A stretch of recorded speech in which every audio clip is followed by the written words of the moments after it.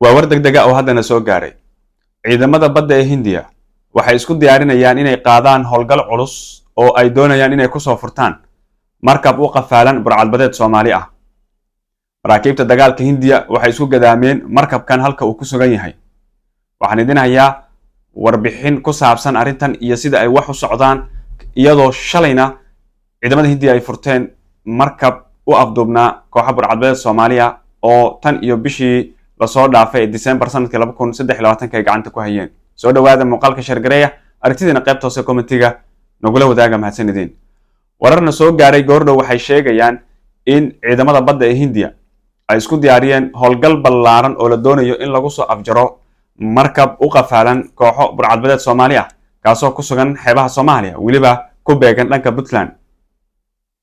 Markabkan oo lagu magacaabo MV Abdullah ayaa waxaa saaran shaqaalihii ka shaqeynayay sidoo kalena waxaa dul saaran burcadbadeed Soomaali ah oo doonayay inay ka qaataan lacag madax furasho ah.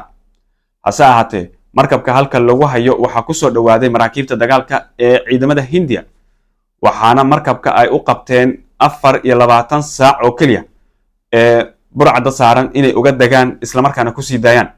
Haddii kale wixii 24 saac ka dambeeya ay qaadi doonaan dagaal culus oo markabka la isugu tagi doono laguna dul dagaalami doono. Ilaa hadda wax fariina kama aysan imaanin burcadbadeedda Soomaalida ee gacanta ku haya markabkan. Hase ahaatee ciidamada Hindiya ayaa waxay bilaabeen tirsiga saacadihii ay u qabteen burcadbadeedda waxaana ay sheegeen in saacadaasi markii ay dhamaato aanay jiri doonin aqbalaad ah in xataa ay degaan oo awood lagu soo muquunin doono gacantana lagu dhigi doono. Tani waxay imaanaysaa xilli maalintii shalay ahayd ciidamada badda Hindiya ay soo gabagabeeyeen howlgal ay ku soo furanayeen markab kale oo koox burcadbadeeda gacanta ay ku hayeen markabkaas oo ay qafaasheen bishii December sanadkii tagay ee 2023. markabkaasi waxaa qafaashay ama dul saarnaa 35 qof oo Soomaali ah laakiin lagu sheegay inay ahaayeen burcadbadeedii qafaalatay dhammaantood iyaga oo nool ayaa gacanta lagu dhigay sidoo kalena waxaa la badbaadiyay shaqaalihii markabka saarnaa. In gacanta lagu dhigo 35 kaasi qof oo hubeysan ma aysan keenin awood ay ciidanka Hindiya lahaayeen oo ay kula dagaalameen. Hase ahaatee markabka ayaa qaybtii uu ka shaqeynayay ama qaybihii hoose marooxadaha burburay waxaana markabka uu bilaabay in biyo ay soo galaan taasoo ugu dambeyn keenaysa in markabka uu quuso.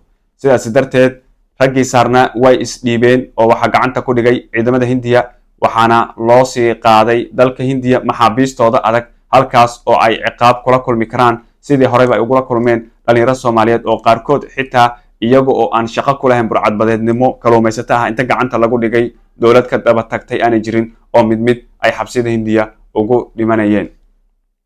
Hase ahaatee tallaabada ay qaadi doonaan burcaddan hadda saaran markabkan loo hanjabay lama oga. Dowladda Hindiya waxay qaadanaysaa qatar weyn oo ah in iyadoo dad la haysto ay isku dayday inay awood u sheegato taasoo ka dhigan inaysan eegaynin badbaadada markabka iyo weliba sidoo kale shaqaalaha la socda ay u caddahay oo keliya ragga markabka saaran. Waxaa suuragal ah in raggan ay qaataan go'aan ah inay si nabad uga degaan maadaama 24 saac la sheegay inay xor u yihiin inay ka degaan markabka oo ay iska baxaan. Ama waxay qaadan karaan go'aan ah inay dagaalamaan maadaama la haystayaal badan ay gacanta ku hayaan markabkana iyagu ay haystaan. Sidaas la mid ah waxaa dhici karta in ciidamada Hindiya ay qayaano ka wataan oo ah marka ay ka degaan kooxdan markabka oo doonyahooda ay qaataan in helicopter inta loo kiciyo meeshooda lagu duqeeyo oo lagu laayo. Haddaba dowladda Soomaaliya dhacdooyinkan oo dhan wax wara wili kama aanay soo saarin. Maxay kula tahay daawada aragtidaada qaybta hoose commentiga noogu reeb muuqaalka shargalay soo dad badan u gaar mahadsanid.